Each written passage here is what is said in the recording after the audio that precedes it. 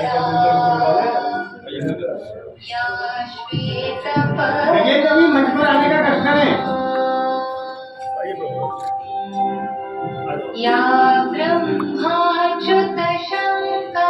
जो सरकार के नियम अधिनियम इन्होंने जो हमारे पैरों में जो है रस्सी बांध करके हमसे कहा जा रहा है कि विद्यालय को उठा करके आप चलिए और शिक्षा की ज्योति जलाइए।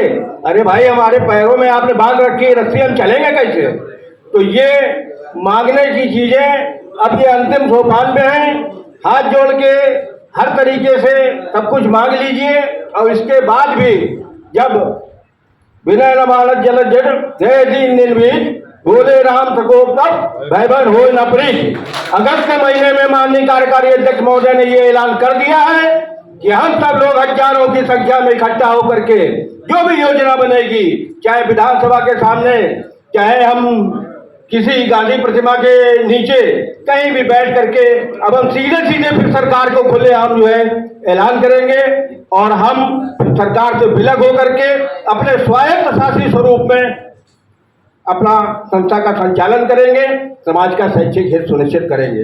इसी क्रम में एक वक्ता और हैं जिनको मंच पर हमें बुलाना है, इटावा से चल करके आए हैं। बहुत वाकई आज जो प्रदेश की बैठक थी उसमें माननीय अशोक वाजपेयी जी जो हमारे अध्यक्ष हैं, भूतपूर्व शिक्षा मंत्री और सांसद, उनके नेतृत्व में हमने जो ये बैठक की उसमें ये निर्णय लिया गया कि शिक्षा के सुधार और प्रसार के लिए हम लोग एक रणनीति बनाकर माननीय शिक्षा मंत्री, मुख्यमंत्री और शिक्षा मंत्री से मुलाकात करेंगे और अपनी समस्याओं को समाधान के लिए उनके सामने अपने विचार रखेंगे। अगर ये संभव नहीं हुआ तो अगस्त मास में हम लोग इस विषयों को लेके एक धरना प्रदर्शन भी करेंगे, जिससे कि हम अपनी शिक्षा नीति के हिसाब से अपने विद्यालयों को बचा सकें।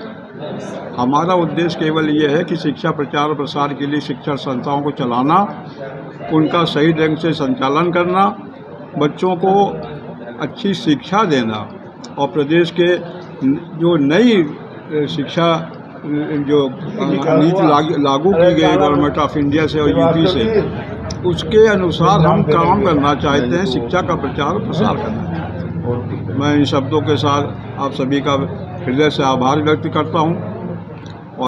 कि जो विद्यालयों में शैक्षिक वातावरण बहुत कम मिल रहा है, बच्चों का लगातार ह्रास हो रहा है और इसका कारण जब तक शैक्षिक वातावरण हम लोग नहीं पैदा कर पाएंगे तब तक जो है ये विद्यालय धीरे धीरे जर्जर स्थिति में पहुंच रहे हैं। और न तो इसकी ओर सरकार ध्यान दे रही है, न शिक्षा विभाग के अधिकारी ध्यान दे रहे हैं कि बच्चों की संख्या घट रही है, इसके लिए क्या करें।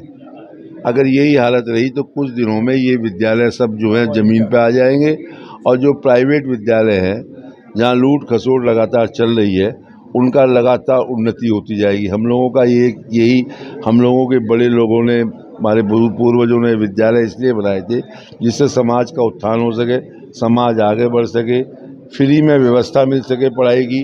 आज जो है व्यवस्था न होने के कारण अभिभावक जो है लूट रहे हैं और अपने बच्चों को जो है उन स्कूलों में डालने के लिए मजबूर है। जब तक इनकी शैक्षिकता और गुणवत्ता नहीं पैदा कर पाएंगे तो ये विद्यालय धीरे धीरे ह्रास की ओर बढ़ रहे हैं। सर, मुख्य अतिथि के तौर पे कार्यक्रम में कौन सम्मिलित हो रहे हैं? मुख्य अतिथि रूप में उप मुख्यमंत्री ब्रजेश पाठक जी को आज समय दिया था उन्होंने, अभी तक वो आए नहीं है। उम्मीद की जा रही है कि वो जल्दी से जल्दी पहुँचे। आज अपनी मांगों को लेकर ज्ञापन भी दिया जाएगा सरकार? हाँ, दिया सरकार को ज्ञापन दिया जाएगा बाकायदा, और उसमें हमारी मुख्य 6 मांगे हैं जो आपको व्हाट्सएप पे अवेलेबल करा दी गई हैं। उन्हीं के वो उसमें ही हम लोग जो है ज्ञापन देंगे। सबकी चिंता ये है कि जो अशासकीय सहायता प्राप्त विद्यालय हैं और जहां शिक्षकों का वेतन सरकारी खजाने से मिलता है, लेकिन उन विद्यालयों की स्थिति बड़ी दयनीय है। वहां का जो प्रबंध तंत्र है, जिनके पुरखों ने इन विद्यालयों की स्थापना की और तमाम बड़ी धनराशि इकट्ठा करके ये विद्यालय बनाए और उसका उद्देश्य था कि हम इन विद्यालयों के माध्यम से अच्छी शिक्षा देंगे, लेकिन आज की जो प्रशासनिक तंत्र है उसके उत्पीड़न के चलते आज ये विद्यालय दयनीय स्थिति में है।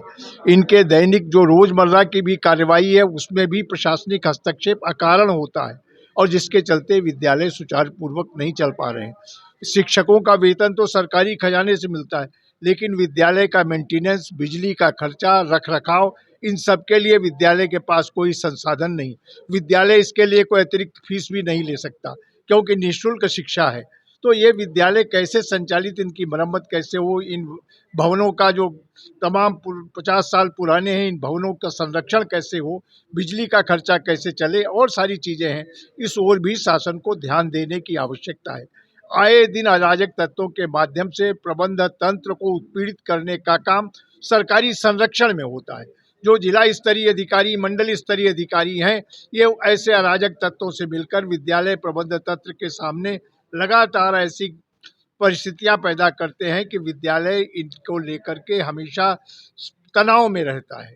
और स्थिति यह है कि इतने ज़्यादा मामले लिटिगेशन हो गए हैं कि हाई कोर्ट में दौड़ते दौड़ते जो प्रबंधक है परेशान हो चुका है। तो सरकार इनका समाधान करे। इतने लगभग 5000 विद्यालय हैं जो सहायता प्राप्त हैं उत्तर प्रदेश में, और जिनके सुंदर भव्य और बड़े भवन हैं।